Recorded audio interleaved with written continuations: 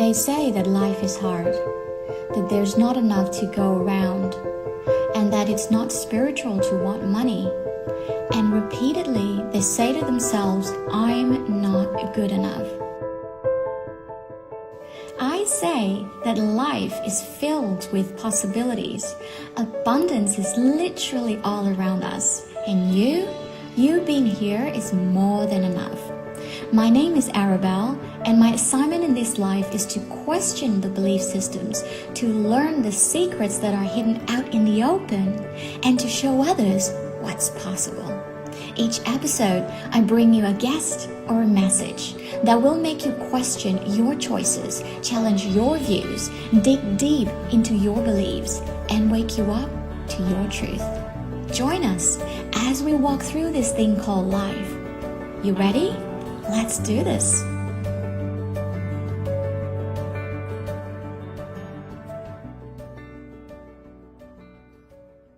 Hey, Whitney, thank you so much for coming on this Awaken Leader podcast interview series. I'm so very excited of our chat today. Yeah, I'm really excited. Looking forward to it. Thanks for having me. Well, we're going to be talking about a lot of things that might possibly trigger a lot of people, but that's the whole reason why I'm doing this interview series. You know, the whole intention of these interview series is for people to challenge their choices in their life, question their paradigms, and really look things outside of where they are right now. And hopefully that will awaken them to who they truly are. And some of the things that we're going to be talking about today, as you probably can guess, may not be for everyone. It doesn't really matter. It's actually not about the topic anyway. It's about bringing everything back to ourselves and looking at, like, what is this bringing up in me? So I just want to set that context before we even start. But before we get into the juicy bits of our interview, if I were to ask people around you to describe you in 3 words, what would they say? They would say outgoing, friendly, and adventurous. Yeah, beautiful. So this is the question that I've been wanting to ask. What do you think of the word fear? How would you describe that from your own experience? Fear is our guiding star. It shows us exactly what we need to go towards. Obviously, there's rational fear and but mainly we live in a world of irrational fear that we create for ourselves. For me personally, fear, like I said, has been a guiding star because I don't want fear to dictate my life or my actions. I want to go towards something that I'm afraid of and see what is there. You know, go to your edges and see, oh, this is a little uncomfortable. I wonder why it's uncomfortable. And also knowing that once you get to that place, there's so much to learn there. I'm so all about living a life that's a full expression of yourself and doing things that scares you and doing things that you really enjoy doing instead of living somewhere in the middle. It doesn't work for me. Yeah, I can totally see that. And that's what I wanted to say. Like, you're the queen of pushing to the edge or living on the edge, you know, and that's something that I absolutely love about you. And I actually stumbled upon your profile a while ago through Aubrey, because that's something that I want to talk about, because I found Aubrey through Spirit Quest, because that's where I went as well. And then I stumbled upon, so we're going to be talking about those things as well towards the middle of the interview. But when I first found you on Instagram, I was just, watching your stories and your posts. And my first reaction that came up for me was I was triggered by you. And I was like, what is this bringing up in me? And one thing that I really realized was how you live your life fully in a way where you own yourself. You know, you're not, I'm sure you have things that you're afraid of, but you're not afraid of living on the edge, and you really own it. And for me, a woman is really powerful and sexy when they really own who they are, own their uniqueness, own their flaws, and own, even the parts of themselves that they think that's not too that beautiful. So I'm leading this to a question that you might have been probably asked quite a lot. I know that you're in a relationship with Aubrey, open relationship with Aubrey. So I want to talk a little bit more about that, because that's the topic that a lot of us, including myself, and now been following your journey for a while. And I'm like, it brought up a lot of things in me, but it really helped me to look at what are my insecurities? What are the things that I'm afraid of? And I was able to look at myself. So thank you so much for really owning that and sharing your journey with all of us. So can you talk a little bit about what it is like being in an open relationship? Oh, goodness. That's a big question. It's a lot. I'll tell you that. I came from being somebody who was very, I wore the pants in all of my relationships, and I was very jealous and I was very insecure. And I was the person that was going through phones and looking through the house to see if there were, any lipstick left over or I could smell something. I mean, I was like Inspector Gadget. And I realized, that I wasn't happy doing that. At the same time, I would wake up and next to whoever I was dating, and I would feel like, oh no, there's nothing wrong with them, but I'm just bored. And I knew that I was going to have to break their heart. And I didn't want to do that anymore. I was also the person that was cheating. I was a cheater. And I feel like a lot of people don't openly say that because there's so much shame and so much stigma around being a cheater. And we really quickly point fingers at people who have been unfaithful in relationships when either you yourself or somebody has been affected by that and has done it maybe or has been affected. So I think it just needs to become a bigger conversation when it comes to that. So being in an open relationship is different from being in a strictly monogamous relationship, to the point to where it's so much communication. I mean, we are talking about anything and everything, and the smallest omission is a very, very big deal because everything is permitted. And so it's really like all about transparency, all about being genuine and authentic with your word and holding up to boundaries that you place in your relationship.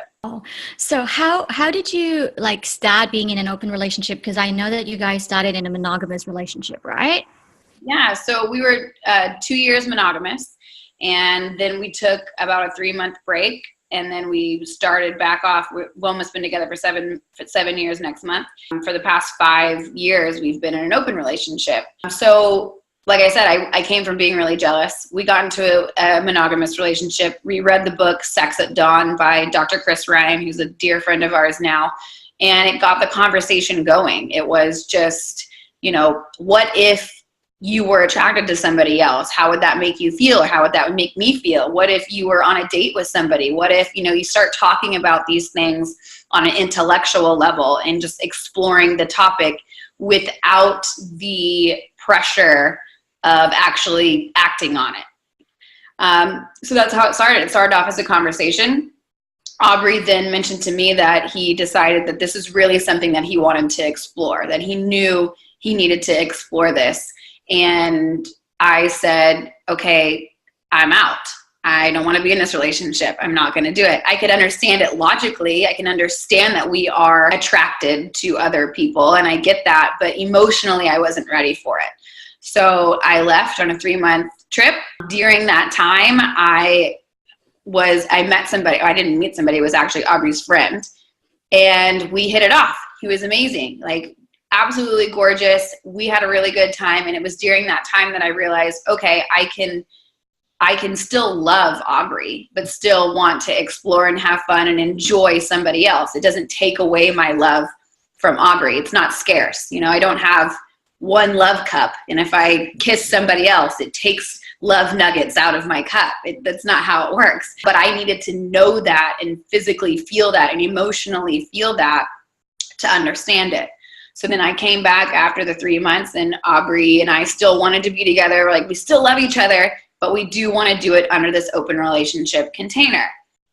I was terrified still. I didn't know if I could do this or not. It was a very foreign concept to me, but I wanted to find out. I wanted to know, okay, is this something that you can do, or is this not something that you can do? So that's kind of how we started off on this adventure, was me figuring out, all right, I do want to be with you, so I'm willing to see if this is something that I like. or I don't like. And if I don't like it, then I don't have to be in the relationship. And if I do like it, then great. Wow. So when you said you were insecure, jealous, all of that, and a lot of people have that as well, and they are just the surface symptoms. So what do you think are the core root that's actually driving people to feel that way in a relationship? I think it comes down to your amount of self-love and your amount of self-worth. You're jealous because you're afraid something's going to be taken away from you. Or maybe he will love somebody more. Maybe she will love somebody more. Maybe you're not good enough for the relationship. You can't fulfill some sort of role because they want something else. So I think it comes down to a lot of your personal relationship within yourself. And the more secure you are within that relationship. I mean, obviously these situations and these traumas can be from childhood or they can be from past relationships. It's also programming. We are literally programmed to feel like we are less than. And we're programmed to always compare ourselves to others. Even for me, coming into an open relationship, I still carry jealousy, and I still to this day am working on that. And a lot of mine came from being competitive with women. I was very competitive with every female that was in my life. And, I think that's partly my upbringing, but partly because society says that we're supposed to be. And everything supports that. So actually, when I got into an open relationship, it was the pattern disrupt for me. So now I went from, most of my life not being able to connect and fully be vulnerable and open and have a girl tribe or a community of women or sisters when I was younger, to now I have the deepest, most open, connective relationships, friendships with women. And it's absolutely beautiful. I couldn't think of a better group to, spend my life with. So you said you still get jealous from time to time, and the communication, you said even tiny bit of omission can create a lot of problems or challenges in this type of relationship. I think it actually is the same as for monogamous relationships as well, because communication is key. And a lot of us hide the parts that we don't really want to communicate with our partners for whatever reason, because we're afraid of them judging us, or we just don't want them to know, or whether it's a programming that they only need to know what they need to know, whatever that may be. Well, how do you work through those jealousies or communication issues on a daily basis being in this relationship? I can only imagine that you're like being in a lifelong ceremony. Yeah, it's exactly what it is. It's a lifelong ceremony. It is something that will magnify and heighten every trauma, every insecurity, every fear that you have. And if you're not willing to look at that, it's going to be a very challenging road. And that's something that I tell my clients and anybody that I'm talking to is, if you are interested in doing an open relationship, first and foremost, this is a commitment to yourself to look at your shadow. If you don't have that commitment, it will be way too hard for you to navigate this path, because you can imagine how hard it would be, and then times it by like 25 and you're getting close. So it is a lifelong, it's a ceremony day in and day out. And, but you get to learn about yourself and you understand yourself more and more every single day because you're constantly doing the work. And that's what it's all about, is like, okay, what is your truth? What is true? What is true? What is true? How do I stay in my truth and speak my truth? And that's what open relationship is. It is full transparency, and it is communication, and it's a constant practice of that. And a lot of the times, most of us are thinking that we are, we're 100% honest, right? But not really. Like you're about, maybe if you're lucky, you're somewhere in the 90s, but what about that other 10%? Even if you're at 98%, you still have 2% that you're kind of shading, or you're kind of hiding, or you're saying it with a different tone or inflection in your voice to hide exactly how you feel. And, that's in monogamous relationships, and that's in open relationships. And so when it comes to open, though, you have to try your very, very best to talk about the things that are challenging for you. And it's talking about the jealousies that you may still have shame around. Like it's still 5 years in, jealousy does come up.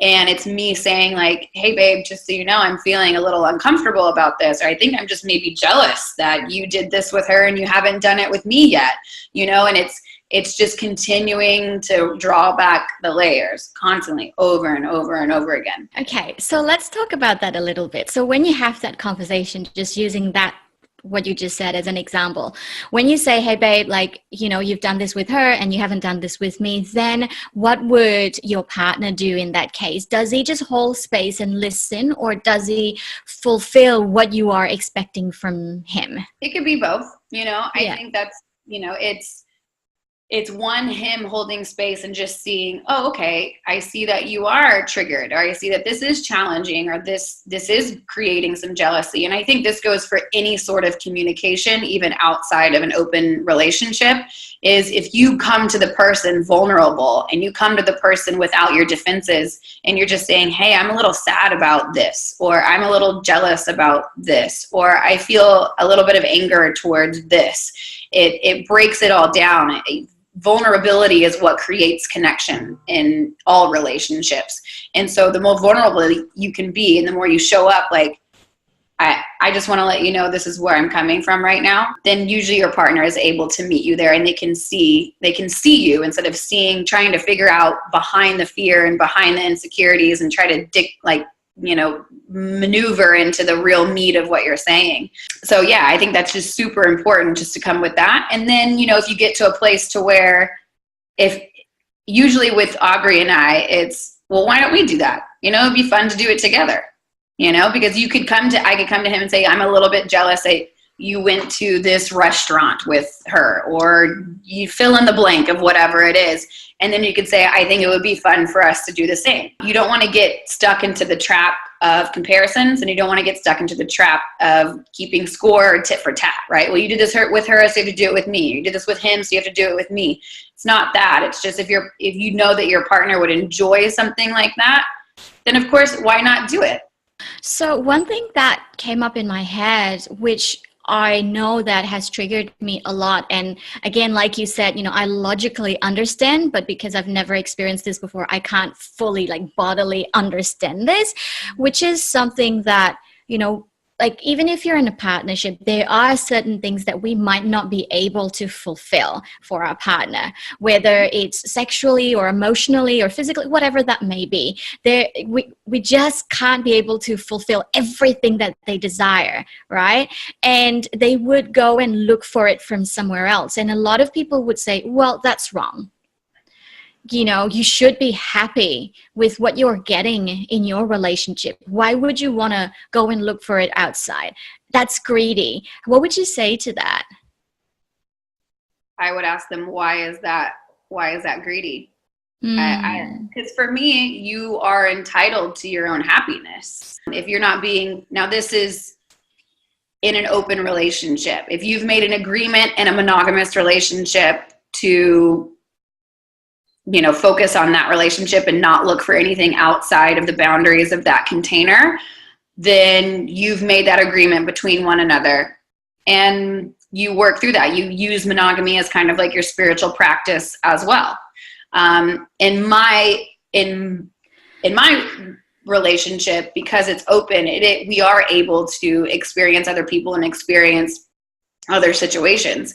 And so if there's something that, you know, I meet somebody who is an expert in, I don't know, anything, golf, or is an expert, is a chef, or, you know, is something completely different sexually, I should be able to go and experience that. Like, that would be fun for me. And if you see it fun for your partner, it's called compersion, which is the opposite of jealousy. Compersion is getting pleasure out of your partner's pleasure. Just mentally, not even having to be there, you know, in the room or anything like that. It's just like, hey babe, I know that this would be fun for you, so I want you to go experience that. And that's like the full, you know, expression of who you are and what you want to do, and being able to experience all of these new things. To me, it sounds like a lot of letting go of the attachment to how we want things to be and really trusting, and also like a lot of self awareness that we need to practice on a daily basis to be in this relationship. But really, just listening to this, and for everyone who's listening to this interview as well, to me, it feels like this is something that we can take back into our daily lives, whether we're in a monogamous relationship or open relationship, or whether it's in a career or business or whatever it is that we're doing. To me, it just sounds like coming back to the self and really having that brutal honesty with ourselves and taking that radical responsibility. Oh, absolutely. You know, something that I say all the time is so many of us, regardless of our what our relationship status is, even single, we point fingers so often at what other people are doing and how we want other people to change. And if only they were different then. And instead, really, the fingers need to be pointed at you. All arrows point back at you. You get to learn from this particular experience. If you want something to change in your life, if you want a relationship to change, then you need to start with yourself. Yeah, and I also love what you just said earlier that, even if you choose to be in a monogamous relationship, use that as your spiritual practice.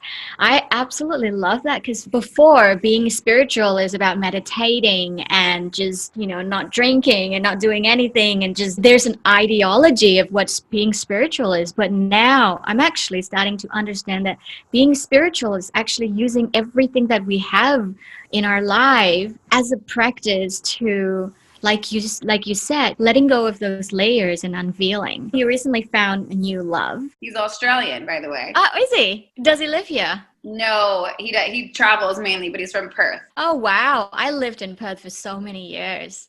So what a small world. That's amazing. Yeah, so you recently fell in love with Ricky. In terms of let's just dive into a little bit more detail, like in terms of logistics, because a lot of people would say that being in a relationship with just one person alone is a lot of work, a lot of communication, a lot of fights, a lot of arguments, a lot of making up, and also making time for that person. Now you have somebody that you actually fell in love with in addition to Aubrey. So how do you work around logistics in terms of your own time and also between the two people that you're in a relationship with? Yeah, so because everything is so talked to death, it's kind of easy to figure things out. It's everyone creating the best possible outcome for each other. Like, how can we make this the most fun for all of us? We talk about what Ricky's schedule looks like, what my schedule looks like, what Aubrey's schedule looks like. And it's like, okay, so when can I go see you? When am I going to be here in Austin? When am I going to have my alone time for myself? And it's really just all talked about because it's a co-created system. So it's just like as you would schedule in with anything, to see other friends or to, have a date night. And it's really just because we're all in contact and we're all try to do our best to stay in the most truth with each other, then it's fairly easy to schedule. And also us just talking about it. If there's an important event that I need to attend with then I won't be going on a trip with Ricky. It's important that I need to attend that. And then, also vice versa. If there's something really important that Ricky wants me to attend, then it works with the schedule, then great. I'll be able to be there for that as well. Wow. So now I wanted to ask you and talk about a little bit about Spirit Quest and more about the plant medicines. So I know that you have had several experiences with that. And, from listening to your story as well, or at least from Aubrey's perspective, being in an open relationship is like the biggest and the most intense ceremony. But I can imagine from my own perspective that it will be a lifelong ceremony. Like in my own version, having a baby 9 months old for the last 9 months, or actually pretty much since I got pregnant, has been a daily ceremony for me, because I'm having to look at my own shadow, look at my own shit coming up. And I really want to work on those things so that I embody what I want to teach my child, rather than just telling him what to do and me doing something else. So what has been your experience with plant medicines, and how has that helped you in your life? Oh, it's been a huge, catalyst for transformation and growth for me. I've done ayahuasca 11 times. I've done Wachuma 8 times, I guess. And then, I've dabbled in other psychedelics as well. But those for me have been the biggest ones. And it really just gives you, it opens the door for you to look in and say, oh, wow, there's this whole entire universe that I, didn't even know that was there. And all of these states can be reached, which I like to say can be reached through other mythologies like, ecstatic dance or holotropic breathing and without adding an external stimulus. But for me, psychedelics was what really like slapped me in the face, was like, okay, here's consciousness. And then you can keep up the practice at home with meditation and yoga and dance and breathing and all of that. And even through being in an open relationship, I think psychedelics has helped me just kind of see the truth when a lot of the times our ego and our fear likes to shut the door in front of our faces. It's just really, it opens that door and gives you so much truth. And it also helps you heal any past traumas, or it helped me heal any past traumas that may be, blocking my heart or adding on some armor or not allowing me to fully connect with people, and just wipe your lenses clean of all of that. What has been your biggest transformation so far with the psychedelics or with the medicine? For me, Wachuma, it's, they say it's the grandfather medicine, which I did at, Spirit Quest there. And Don Howard is absolutely amazing. He's just, I have so much love for that man. And Wachuma is the grandfather spirit. And that one for me is what kind of slapped me in the face with truth.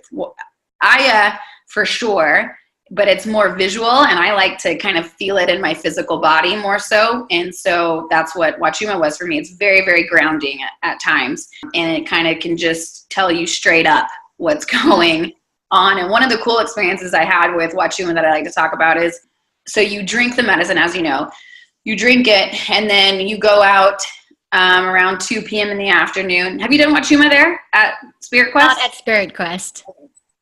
So you drink at like 2, you go out on the boat, you're on the boat all day, you come back and it's pitch black.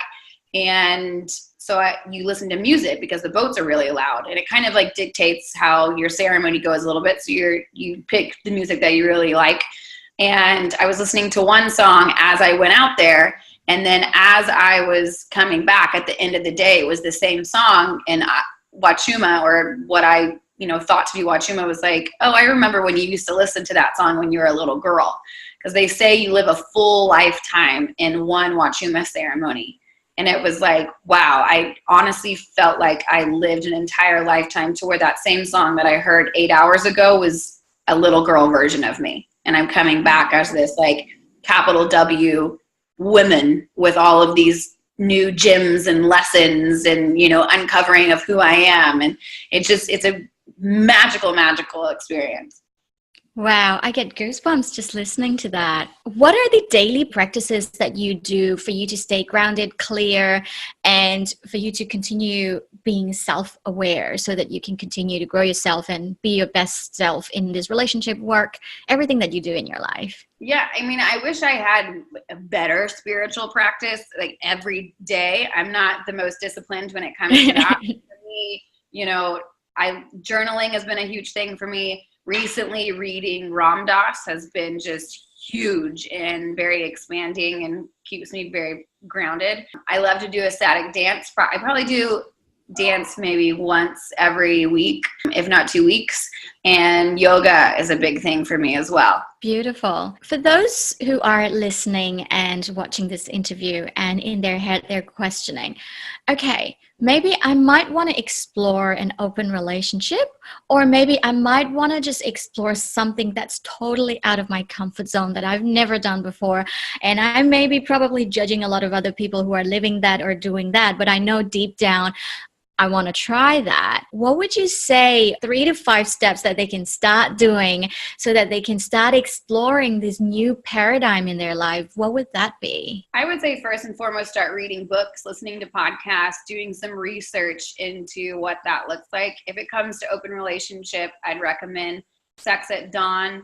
The book Untrue by Wednesday Martin is huge. The Ethical Slut is a great resource. And those are probably my top 3 when it comes to navigating open relationships, and just get really curious about it and understand that people, if this is what you authentically want, you're going to be happier living your authentic life than trying to fit into something, into a box that somebody wants to put you in. So yeah, you will have some pushback. You will have people who don't understand your choices, but just hold true to who you are and realize that you will be happier living authentically than not. That's been one of the biggest things for us is, you know, this is something that we truly believe, and that we wanted to create a relationship that was beneficial, or that was great for us specifically, and not just anybody in the entire world, and not just what our family did or what society says. And so you will get pushback, but this is all about you and you living authentically as possible. So just get really curious, just do some research, get curious about any emotions or feelings that are coming up. I would say it would be almost impossible to navigate a relationship like this without a spiritual practice, because the only way out is through your emotions usually. So get clear on kind of what would help you move a lot of the emotions that are inevitably going to come up, whether that's, you know, meditation or working with a therapist or somatic body work or anything. And yeah, those would probably be the top 3. Yeah. Also, I think find somebody who is doing it. Find somebody who is living similar to the lifestyle that you want, because it can feel kind of lonely at times if you don't have anybody to talk to. So cultivate a community, or find a community. And if you don't have somebody who's geographically next to you, use technology. We're connected to our entire world, and we have unlimited resources right at our fingertips. And so there are communities out there for people who are looking to find somebody who understands the process, and you don't feel like you're going through it alone, because the truth is you're not. We're all in this together. Do you think that our beliefs create our own reality? Yeah, 100%. Yeah, absolutely. Okay. So if we start to believe that, okay, this is the kind of lifestyle that I want, and whether it's an open relationship or whatever that may be, whether it's about just becoming a musician in a family of doctors and they just find it weird, or whatever it is, right? When we start to believe that this is who I am, this is my truth, this is how I want to live my life, do you think that that belief alone will allow that person to really create that kind of life that they want to live? Do you think that having that belief and energetically working on that alone is enough? I think it's the foundation. I think that's something that you have to have. You have to have the belief. Otherwise, it's not going to go anywhere. I mean, your life won't change. So, and you won't do the practices with the intention to allow the growth and the transformation. Belief is one thing. Like I said, it's the foundation, but I think you also have to have the sides of the home. You have to have, you know, to build up from there. Yes. So it is putting the practices into place, and it is the discipline to do that, and understanding that it will take time away from other things that you really enjoyed previously. It is just the determination. But yeah, I think first and foremost, it starts with your belief. Yeah, totally. You do coaching with people, right? Do you coach people just solely on open relationships, or do you coach people with like relationships in general as well? Relationships in general. I work with people who are single. I work with people who are in strictly monogamous relationships. I work with people who are just navigating open, and I'm working with people who are, you know, also relationship coaches when it comes to polyamory. So it's the full gamut. And I think it's, you know, for me, it's not just the relationship. So yeah, it's under the umbrella of relationship coaching, but it usually just goes back to, you know, getting into their center and their truth, and understanding what may be keeping them from fully loving or fully expressing their truth. So it's almost like life and relationship coaching, because all of it comes back to you anyway. So we can talk about your relationship and have some great techniques and tactics, and, you know how to better communicate. But really, at the end of the day, the amount of truth that you have in your relationship is equivalent to the amount of truth that you have within yourself. So let's start there. So for the people that you have been helping with when it comes to relationship, and when I say relationship, it also includes relationship to self as well. Let's say when people are experiencing this dynamic in their relationship where they have a lot of problems and they're trying their best to consciously work through that, but they just can't seem to. How would they know that they're meant to stay together or when it's time for them to go separate ways? Because I think a lot of us, our decisions are muddled with fears and doubts and fear of being alone and insecurity and all of that. So what would you advise to those who are going through those relationship problems? How do they know they're meant to stay and how do they know they're meant to go? Yeah, I mean, that's going to differ from person to person and relationship to relationship. And I don't have the exact answer of what it looks like, right? Because it is so fluid and that can depend on what type of relationship you're in, how long you've been in it, what, emotional traumas you still have there. But I think if it feels like it's a sacrifice to your being, if there's also no more growth in the relationship, if you're in a relationship to where you're not growing and you're not, it's not bringing up any sort of transformation for you, then I feel like at that point it's time for the relationship to end, because or transition at least. And I also, don't like to say that relationships are binary. I don't think you have to be together and I don't think you have to be completely apart either. There's like an infinite range of how you can have a relationship and also how you can transition a relationship. It's just changing the agreements of that. And so I think that can also be nice for people to understand, and a little bit of a relief that it doesn't necessarily always have to be binary. Get creative to figure out, okay, what is the best case scenario for me personally? And what's the best case scenario for our relationship? And how can we build this together? Regardless if that means you are technically in a relationship with each other or broken up out of a relationship with each other. There's still an infinite way of going about it. But I would say if it feels like it's a full sacrifice to you and your being, and if there's no growth happening, then it would probably be time to reevaluate the situation. I absolutely love that. I know people who are listening this will be like, thank you so much, Whitney. But so I want to know, like, what are the exciting things that you are or have been working on lately? Oh man, I'm so excited. I have a lot of things in the works, but one thing that I'm most pumped on right now is I started a podcast with Dr. Wednesday Martin, who is the author of Untrue. And we're going to be talking about all things women's empowerment and speaking to women and men who are constantly pushing their own edges and getting uncomfortable and what lessons they've brought from that. Plus, we're talking all things love, sex, and relationships. So that for me is something that I cannot wait to release. We've recorded about 8 episodes at this point, so that'll be out within the month. Also, my coaching with couples and individuals has been going extremely well. It brings me so much joy to be able to just, be a confidant and be a support system for people who are wanting to, embrace themselves and then also just create their most optimal relationship for each other, particularly when it comes to open too, right? I've been there. I've been the very jealous person who didn't think they could be in any sort of open relationship.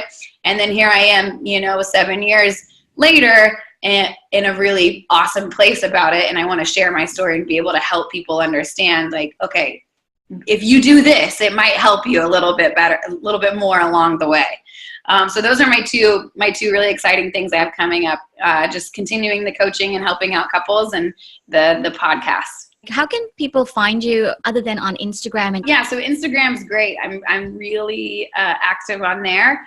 Most of my coaching clients just send me a DM, but you can also email me at Whitney, WHITNEY, in love, the letter N, LOVE @gmail.com, and email me and we can set up some sessions together. Also, if it's out of your price range and it just doesn't feel in alignment right now, I try to get back to almost every DM that I can. And I get tons of, full life stories all about relationships and what's going on. And I do try to answer those as much as I possibly can. Yeah, beautiful. I'll put all those links in the post as well. And your podcast will be launched in May, early May? Yeah, Mhm. beautiful. What's it going to Yeah. be called so people can follow it? It's going to be True Sex and Wild Love. Wow, amazing. One last question is for people who are watching and listening this interview. For them, 2019 is the year that they make that leap. They know in their heart, in their core, in their soul, every cell of their being, that this is the year that they're going to take that leap. And whatever that Yeah, leap may be I for like them. Yeah, whether it's an open relationship or starting a new business or leaving a relationship, moving countries, whatever that may be, but they're making that leap that has scared them pretty much almost their whole life. And they know that they feel the pull. They know that this is the year they do it. But right now, they are being held back by their fears and doubts and asking, am I good enough? Can I do this? Maybe it's not for me. Maybe it's only for those people. What advice would you give to them? I would say, this is what I said earlier, is you living authentically will make you happier than you are right now. If you're still holding yourself back because of fears, if you're not allowing yourself to fully express, if you're letting other people dictate how you live your life, you're not fully choosing. And as soon as you choose for yourself to live authentically and try those new things and see where your edges are, you will no doubt be happier and fuller and more full of life. And it's magnetic. It's an energy. As soon as you meet somebody or come across somebody who's doing that, you can't help yourself but have a smile and wonder, wow, what's going on and how can I do the same? And one thing that I have noticed myself is that when you're in that place of joy and when you're really vibrating in that frequency, then you have there's no place for doubt and fear. Absolutely. It doesn't exist there because you are fully living yourself. So what do you have to fear? Thank you so much for being on this interview series, Whitney. Really, really appreciate your time. Yeah, of course. Thanks so much for having me.